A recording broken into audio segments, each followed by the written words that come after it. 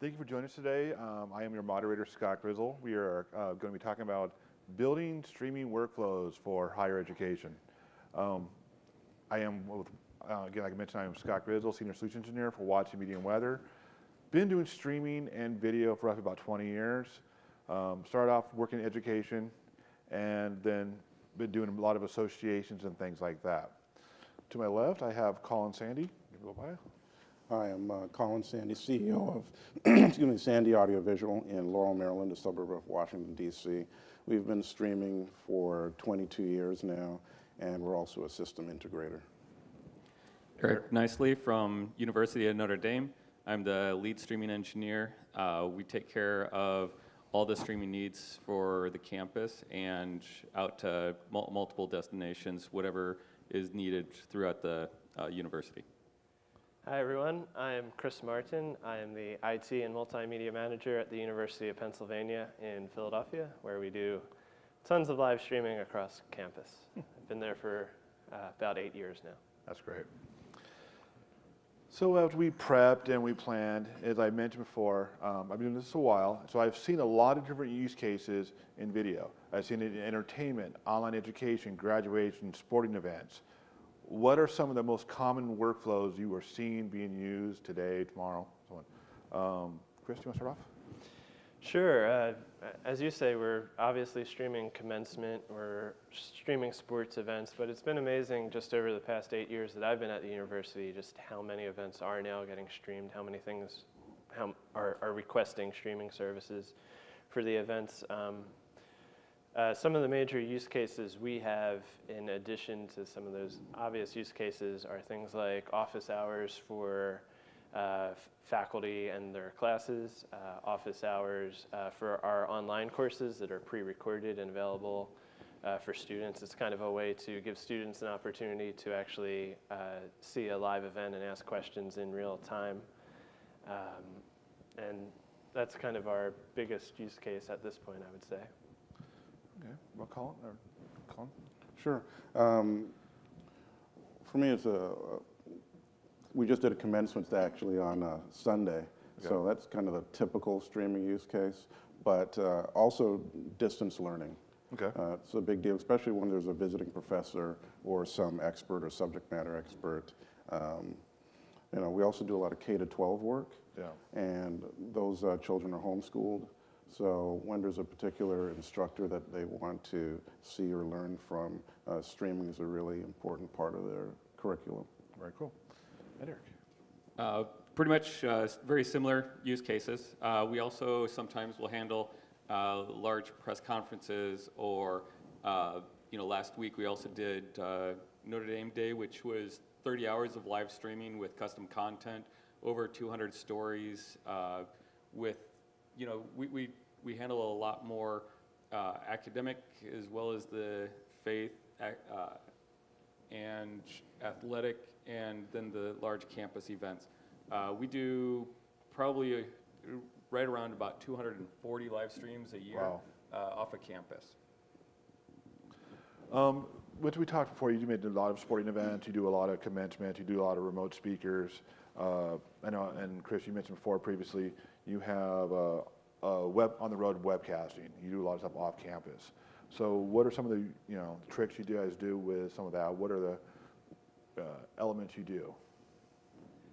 Right, so in addition to doing about 150 events on campus, like everything from live speakers that include, I specifically work in the writing area. So we have poets and authors and screenwriters and playwrights and musicians and critics and scholars who are on campus.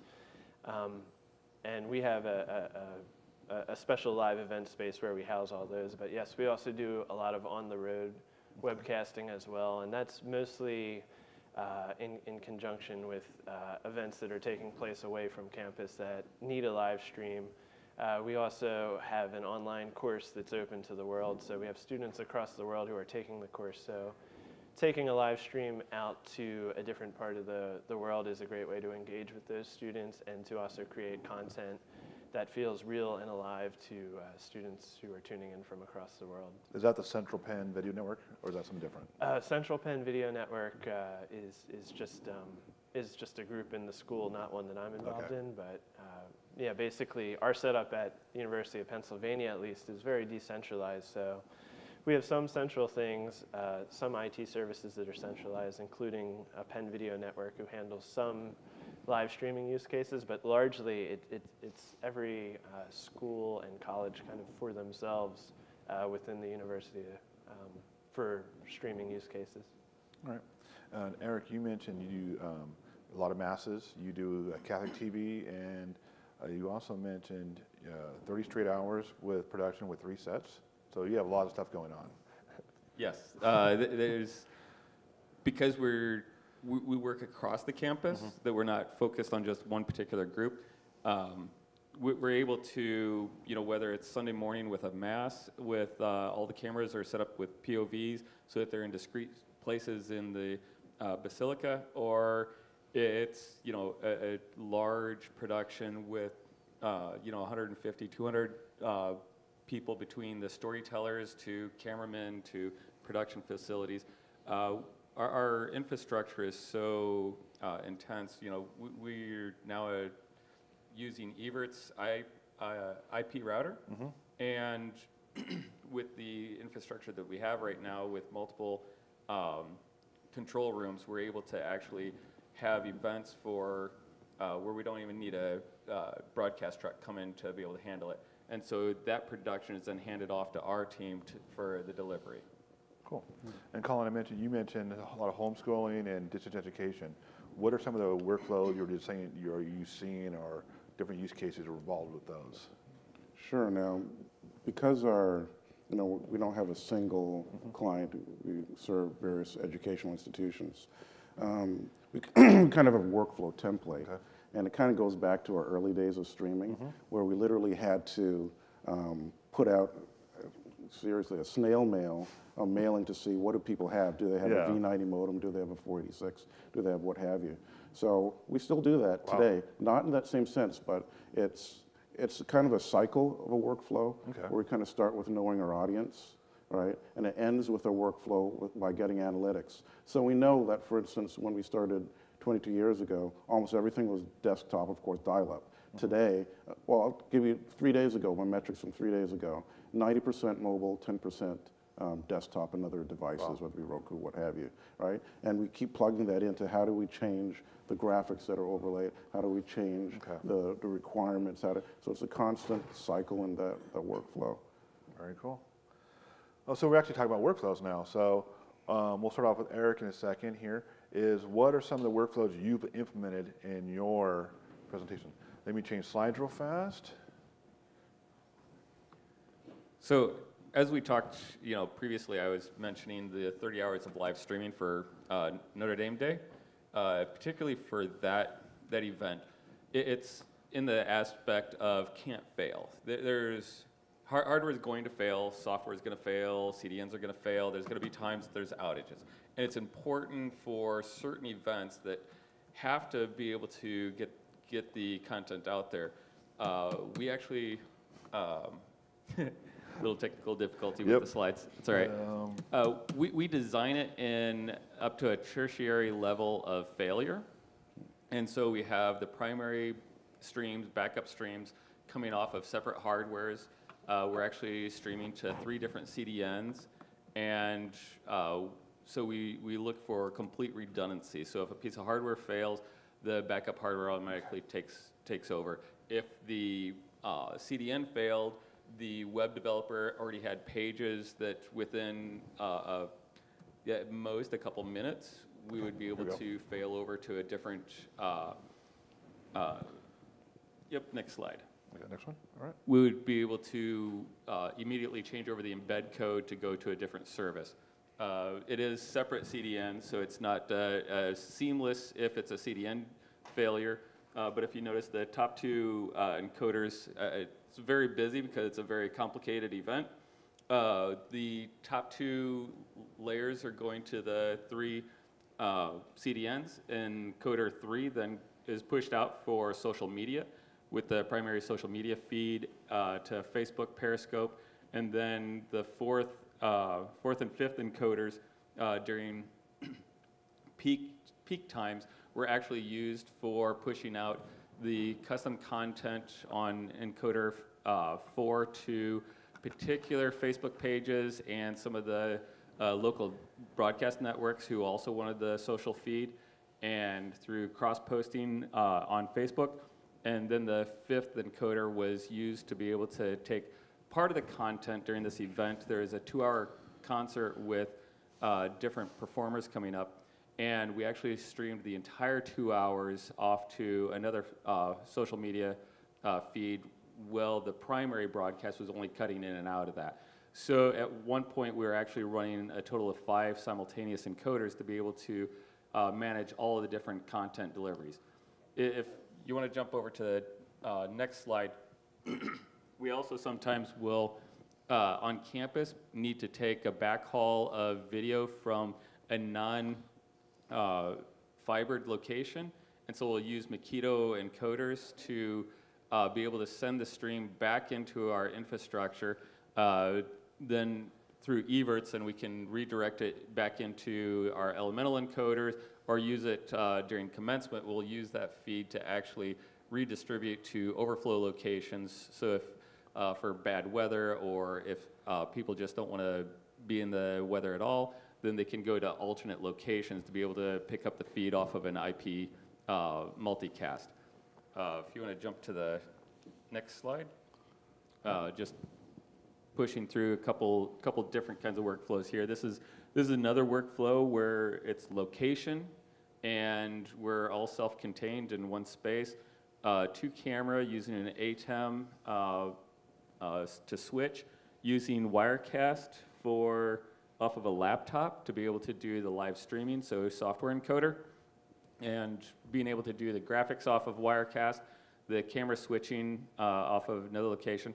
In this event, this was actually a group of us actually flew to Rome because the people that were doing the content, the actual talent that needed to be doing the interview, was wrapped around a conference that was happening in Rome last year. And so the team of us, the videographers, live streaming, and interviewer, moderators, we all traveled there and did this out of space in a satellite location that the university has just a block off of the Coliseum. Very cool. So Chris, let's jump into your workflow. I have your slides up here. Let me change it. Sure. So we do, like I said, all sorts of streaming, like Eric. We do graduation and things on campus. Most of what I'm involved in is more on the day-to-day, smaller event side of things. So these are, as I was mentioning earlier, visiting authors or poets or screenwriters, musicians who are on campus for a live event. And we have people in the room who are there to watch, but we're also making the stream available for everyone who wants to tune in worldwide. So our workflows are a little more on the kind of day-to-day level, lower level, kind of something that we have implemented also so that students can run, work-study students and can kind of gain some skills in the process, hopefully. So this is the Kelly Writer's house here. This is the exterior. We just completed a large renovation here. This front room is now an extension of our live event space, which is the Arts Cafe. Next slide is the interior of that space. So we just redid this whole space, and we've been streaming at the Writer's House for many, many years, and back when audio-only streams were a thing, so way before my 8 years of being at the Writer's House. And so we kind of cobbled together pieces over the years to do the live streaming. So I just wanted a quick show on the next slide that what are some of the things that we do stream, our daily live events. ModPo is a poetry MOOC that's on Coursera, a massive open online course. It's been very popular. We've had more than 150,000 students enroll over the past 7 years. And that's a use case we have for live streaming to kind of bring an otherwise pre-recorded online course to life with a live stream, a way for students to actually engage with the instructor and with his teaching assistants. We also have a Wechsler recording studio, the Wechsler recording studio, and that's where we generate a lot of audio content such as podcasts, and we also do on the road, as I mentioned. So next slide shows kind of our original workflow that we had cobbled together in our Arts Cafe space pre-renovation. I just wanted to show you this to give you a sense of where we were, what we had cobbled together before we had a chance to completely overhaul it into our new setup. So originally we had a few Sony RNX 100 cameras that we would set up manually kind of as we needed them, maybe one, maybe two, maybe three. And we had Blackmagic HyperDeck Studios to kind of ingest that signal into the, Blackmagic Intensity Extreme Thunderbolt HDMI capture cards. I want to be precise. That we were using to ingest into a Mac Pro because Mac Pro is Thunderbolt, and that was kind of our option at the time when we were doing this, this original setup. And we were using Wirecast to kind of encode our stream to YouTube, Facebook, or to disk, depending. Usually at least two of those things we were doing. We were also using a Wowza Media server on campus for many, many years that we still use for certain use cases, and I just don't have that pictured. So a pretty straightforward setup, but it took a lot of work, a lot of running cables, and so we just completed an overhaul of this space, which is on the next slide. It kind of shows how we've streamlined our setup and made it a little easier, but also better end product as a result of this setup. We now have 3 Panasonic HE40SW PTZ cameras that are all controllable by an RP50 device, and all of this is now kind of controllable all from our main control desk at the back of the room, which is really nice rather than having 3 separate camera operators or something like that. For some redundancy's sake, we have all 3 of the PTZ cameras going through a Blackmagic HyperDeck Studio. Okay. That is a hard disk recorder that can kind of record each signal of video just in case anything goes wrong later in the chain. It gives us a little redundancy. We also are bringing in more and more people via Skype and Google Hangouts to be a part of the actual live stream when we're doing interviews or just having additional guests on that way. So sometimes we're doing that.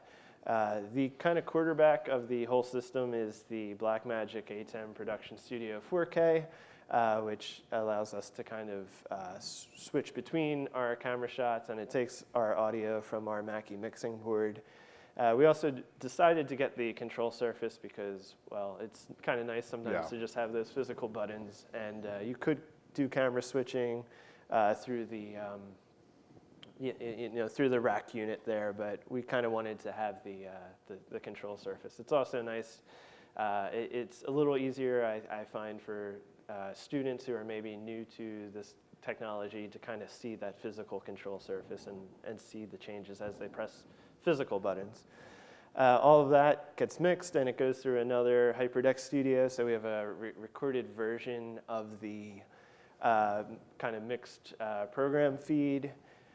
We decided to separate out from our previous setup our recording and our encoding. So the Mac Pro was previously doing both jobs. We kind of separated that out so that the Mac Pro isn't pushed quite as hard. Not that it can't handle it, but it's a little nicer to kind of offload those things, especially as encoding standards get higher and more pressing on computing power. So it gives us a little more flexibility and leeway there. And we're still using Wirecast. That's been rock solid for us for many years, and we're happy with it.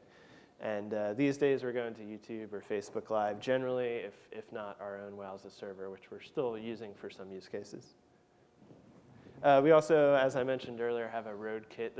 We've taken this everywhere from London to the West Coast, USA, to Canada, and it works really well because for the most part, the cameras are a little bulky. These are the same cameras from our original setup, the Sony cams, but those are a little bulky, but otherwise we can fit this Roland Mixer V1 HD mixer, video mixer that I spotted here at a conference one year and fell in love with it. Very simple mixer, allows you to easily switch between 4 inputs, loved it. It's very simple, fits in a backpack, and then we use the Matrox Monarch HDX to encode and save our feed to disk. So we do have a quick question for you, is how many disks do you go through? Look at this diagram. You're recording every ISO feed, then you also have the mix feed. Yeah. These are not tape anymore. Right. Luckily, we got out of the tape days, though we still have some lying around. But yeah, it's a lot of storage, and that's actually one of the challenges that we're having is where to store all of this recorded data in a effective and cost-effective way. Okay. All right.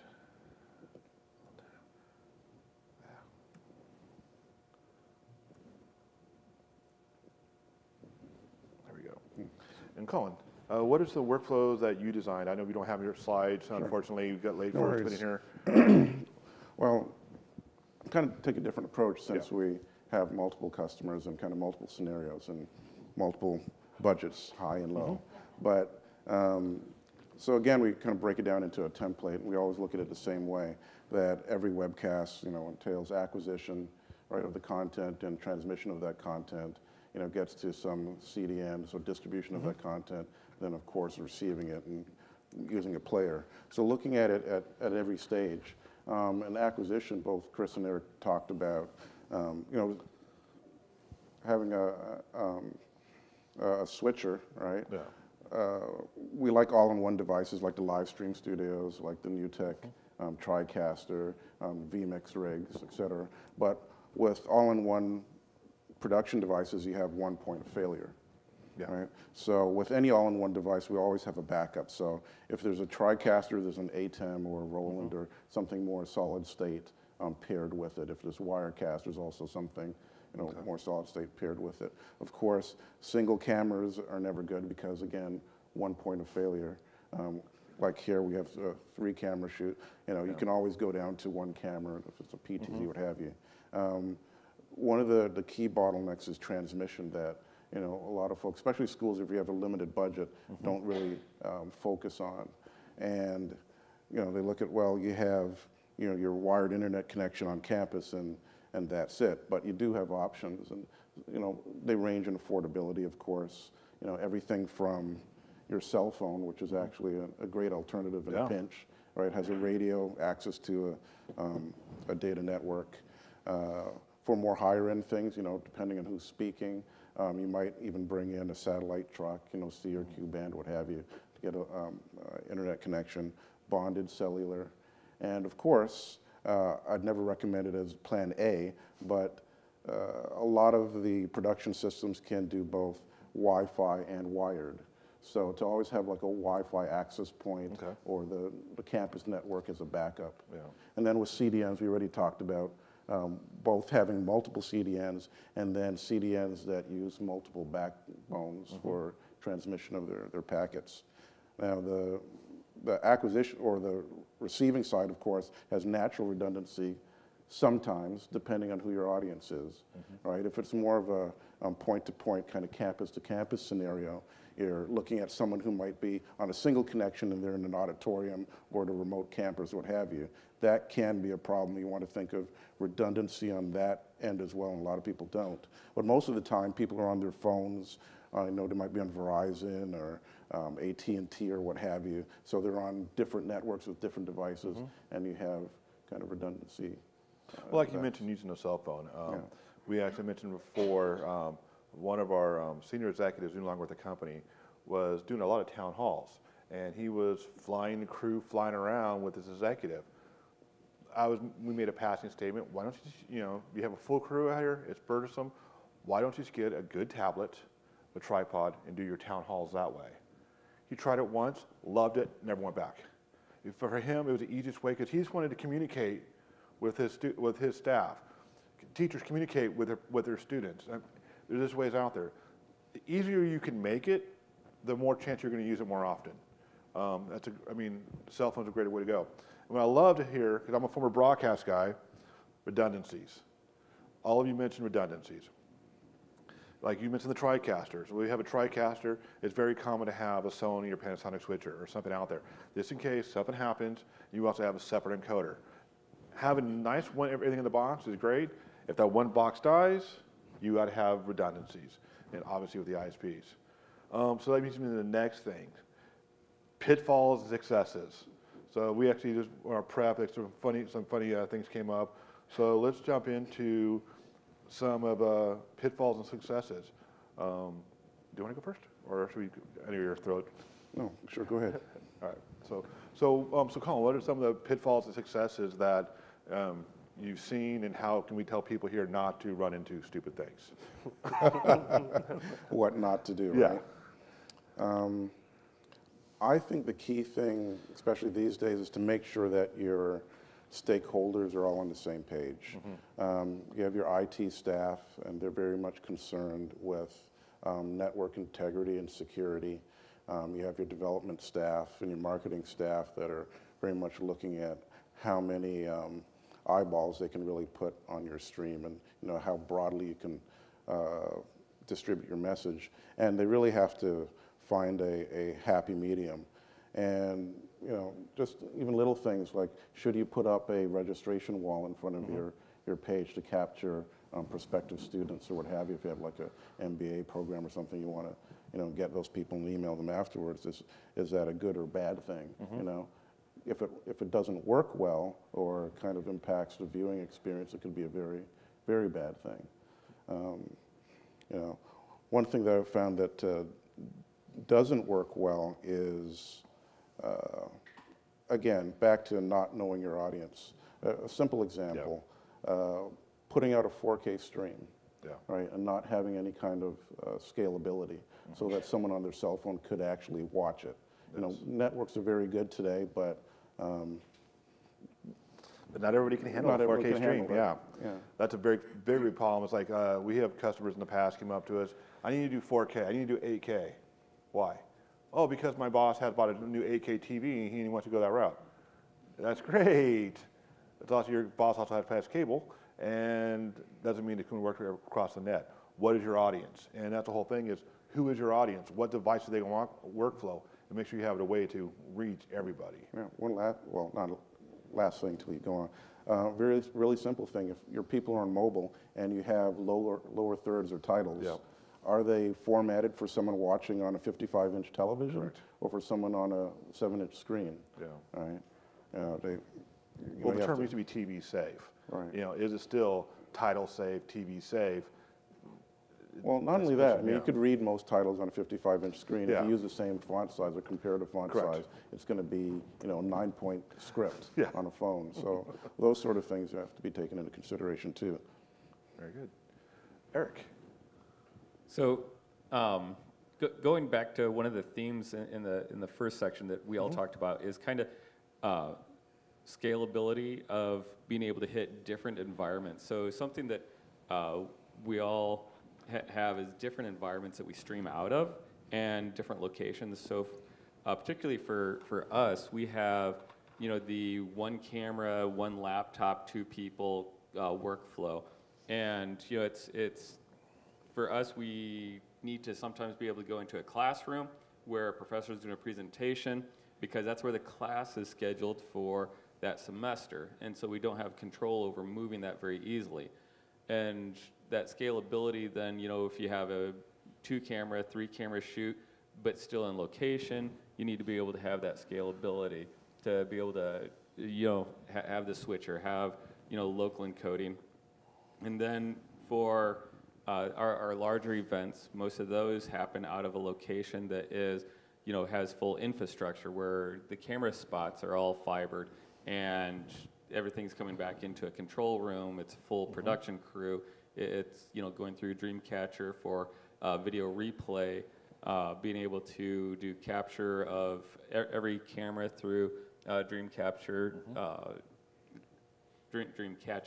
to be able to record ISO of every camera, be able to cut it, and be able to save the ISOs as well as full production program feed. So it's really about understanding where you're going to work as well, which talked a lot about, and what is the infrastructure there to be able to work off of. Particularly for us that have university IT departments, we're able to work very closely with them. And that's one of the pitfalls when we've gone to other locations. We try to not go into an unknown location without doing site scouts and do network tests, be able to find out what the bandwidth is, even within our own university, because it might be a building that we've never streamed out of before, and we find out that there's something with the switch in that space. Our networking is really good with working with us that, I pick up a phone and I'm able to talk directly to them. If you go into a place where you don't know who the networking is, that's a lot more of a scary environment that I'm happy I'm not in. Because you're welcome. Been there once, didn't like it very much. Cause that's my life. Because that's a big pitfall. Network, everything is network dependent, right? Yeah. So it's unless and you're cellular bonded. And you also have historical buildings, so you have weird infrastructure built into it. Right. Yeah. So for us, we know. I know that I did 5 events out of that network jack, and I'll still go and test it and say, okay, yes, that's exactly what I expect to see with 100 meg up and 100 meg down. That's not what you're going to find in a lot of the locations because our networking is much more robust. So for us, it's just that scalability and adaptability to our physical locations is probably our biggest challenge, and because we have multiple kits to be able to also be successful at that. Nice. I forget who said it on our call. I think it was you, Colin, have Probably. the network guy on speed dial. Yeah. Right? Absolutely. Right? Yeah. Absolutely. One of our biggest issues is, or that I see, is a non-technical issue, and that's just the process of making sure you actually have a live audience watching your stream. Is anybody? You're producing this beautiful product, and is anybody watching the thing? So that takes a lot of work on the part of whoever you're working with, whoever's asking you to do the stream. So while it's not a technical issue, I think it falls in our court in a lot of ways during the consultation process and the early planning stages. Are you planning to send out emails? Are you considering like Facebook cross-posting? We at the Kelly Writers House still send out physical calendars through the mail to people. Can you believe that? So we spend a lot of time. Spend a lot of staff time, making sure there's promotion of these events so that people are actually watching. And also managing social media, I think, gets kind of put into the afterthought category sometimes as well. As somebody from the team who wants to live stream this, is there somebody there who can manage the live comments that are coming in on Facebook if you're using Facebook or YouTube? Is somebody there responding to those people who are actually watching? And that helps, not only with like the Facebook algorithm seeing that you're actually responding to textual comments, but it also helps, just with the general overall viewership experience. So a couple issues that we've run into that I don't have answers for yet are copyright issues, for sure. As an educational institute streaming a presentation that might have copyrighted material, it might be fair use, it might not, but YouTube takes it very seriously and will, quickly terminate your account if you do it a couple times. And so that's something we're battling with. Running our own Wowza media server, we never had to really think about that as much, and just also the replay of these items with copyright material. With music in the background, everything else. You have politicians playing music. Do you have rights to it? Right. We're a live event space, so we have music on before and after the programs just for ambiance, and YouTube doesn't like ambiance. Yeah. Now, one thing you guys mentioned, a couple you mentioned, conflicts among stakeholders. So since we're online here, what is the issue you guys run into with online videos and audiences? I guess I'll jump in. What? No, I think we on the call talked about the Harvard study. Yes. And it's really more of an administrative conflict and a mindset conflict of folks that are putting on an event saying, we want to make sure that there are butts in seats, and we don't want the online audience to essentially cannibalize our in-person audience. And for whatever reasons, I mean, we do clients across the board. So it could just be, for the look of it, could be a marketing thing, it could be a monetary thing that they're actually, seeking money from people that are in the seats and not online or what have. There's various reasons across the board. And, studies have shown that that really isn't the case, especially for perennial events.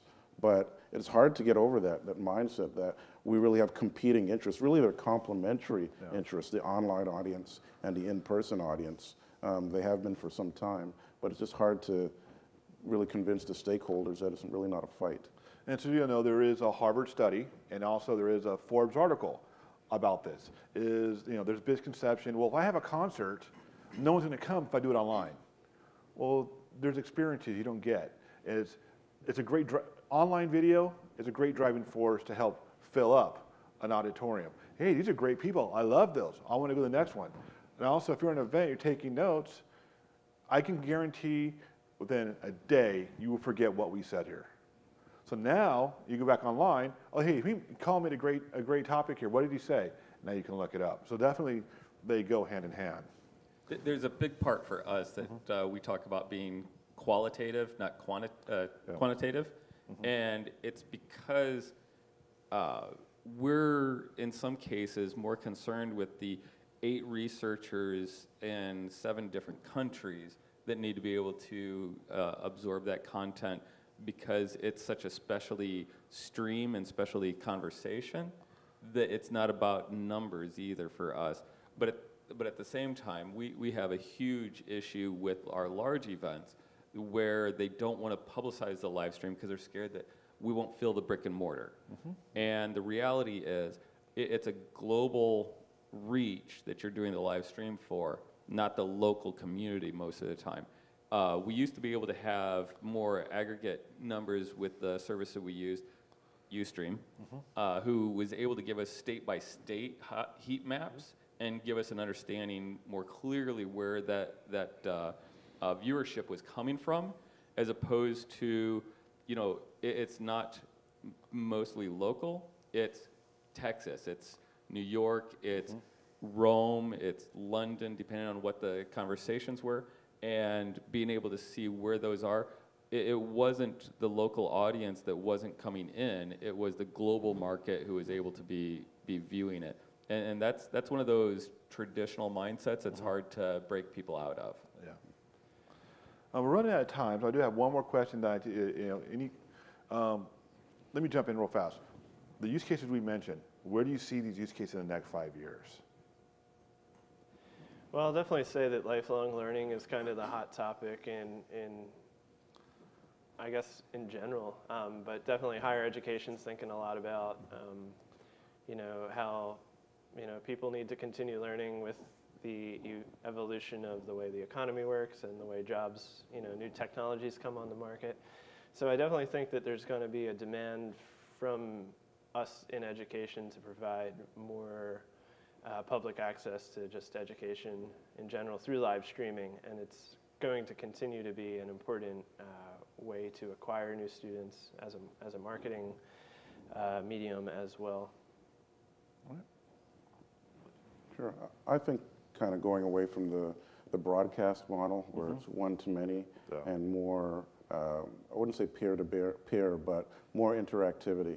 So students will be able to interact with the same quality, right, and with the same kind of characteristics as the instructor in the main broadcast. So more development in technologies like WebRTC and the like, so they can have real-time communications that look great, that are somewhat open source and affordable. Eric?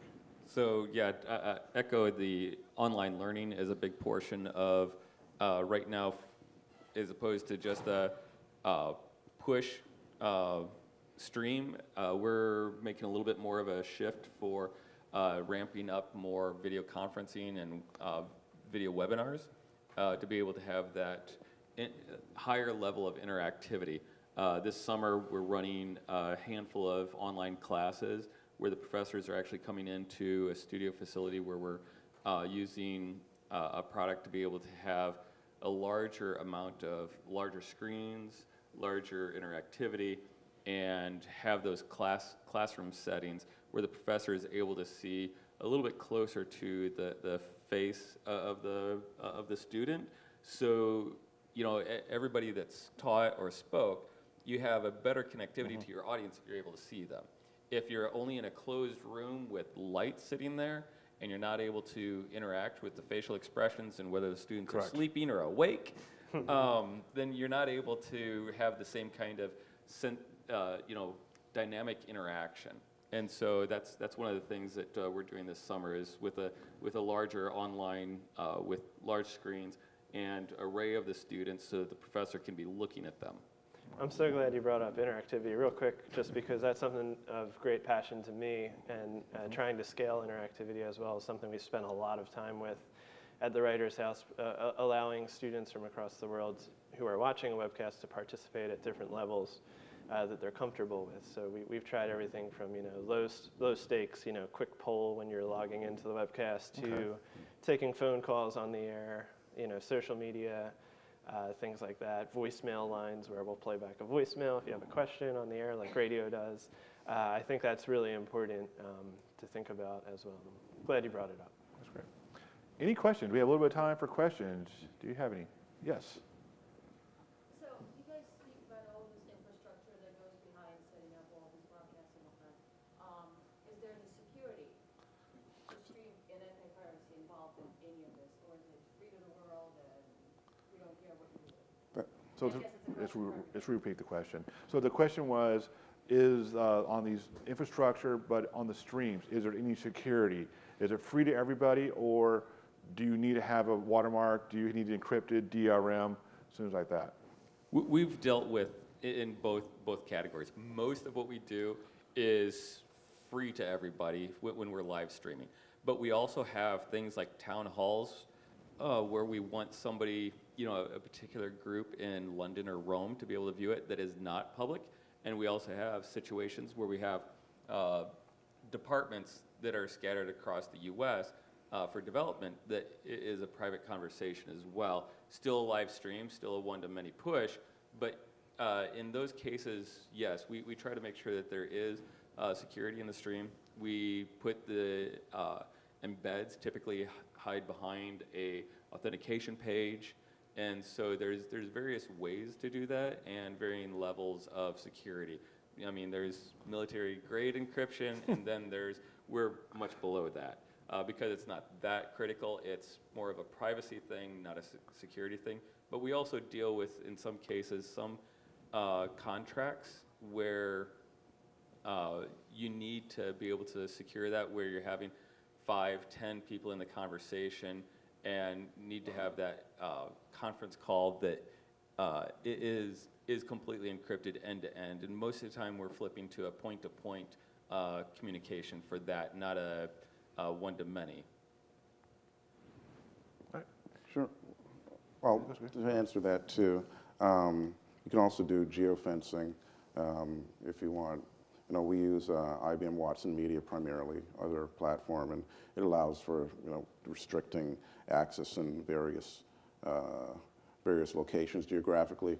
You could also do, I believe there's Streaming Manager for enterprise product, allows you to use your already existing security infrastructure so single sign-on to access the content, so only those people who are already in your access control system can view it. And there's various other schemes. We talked a bit about using the Elemental encoder, and it has the management capabilities to tie into various forms of digital rights management and other types of management things. So the high-end encoders do that too on the encoding side.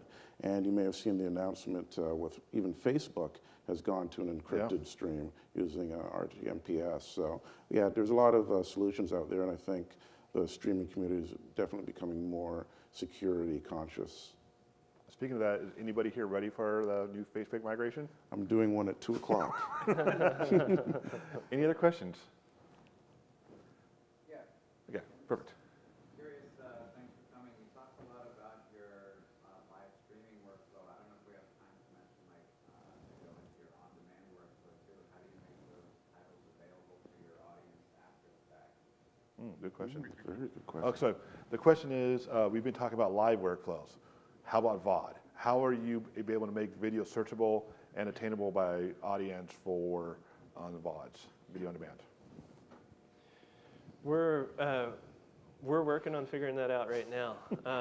We've been running a Wowza media server that was set up by some IT guys who haven't worked at Penn in 5 years or something like that, and we're trying to think about next steps there. So it was a very manual upload to the Wowza streaming server, link it manually in a database that we had created, and we're thinking about next steps. Panopto has been pretty popular on campus as a tool for uploading materials, and it gets automatically captioned, which a lot of people like, and which is something we're trying to figure out more of how to do. So that's kind of where we're at right now, but we're thinking about what's next for on-demand for sure. We have a ton of material. So we also use Panopto for hooked into our LMS. We're just getting away from Kaltura, which was also for privatized VOD asset delivery. And we're migrating everything into Panopto because it takes care of our LMS. It takes care of a lot more of what we as a university are looking for. But then also for the VOD, it's pretty common that a lot of the different schools and the university as a whole use YouTube and Vimeo as public facing delivery, because a lot of our content, we're putting it out there if we're producing it and we want people to view it in the masses. There's no better place to be viewed in the mass than YouTube and Vimeo. So for us, that's a lot more of that. If we need it to be locked down, if it's private, professors produce videos and reproduce stuff that for their classroom usage is okay, and for outside is not. And sometimes there is the use of a private Wowza server to be able to reproduce those copyrighted materials that need to be used digitally for classroom use. Any other questions?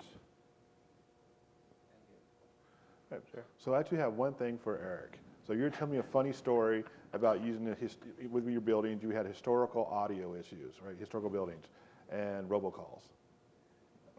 Okay, so you have to be careful with your infrastructure sometimes and know what's hooked into it and what's there.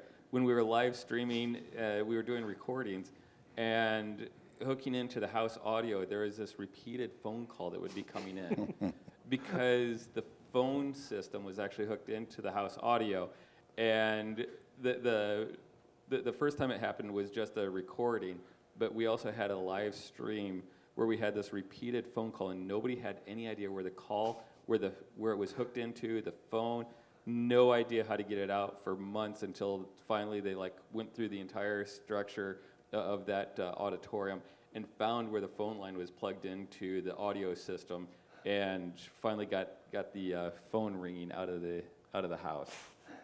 Doesn't everybody just love robocalls? All right.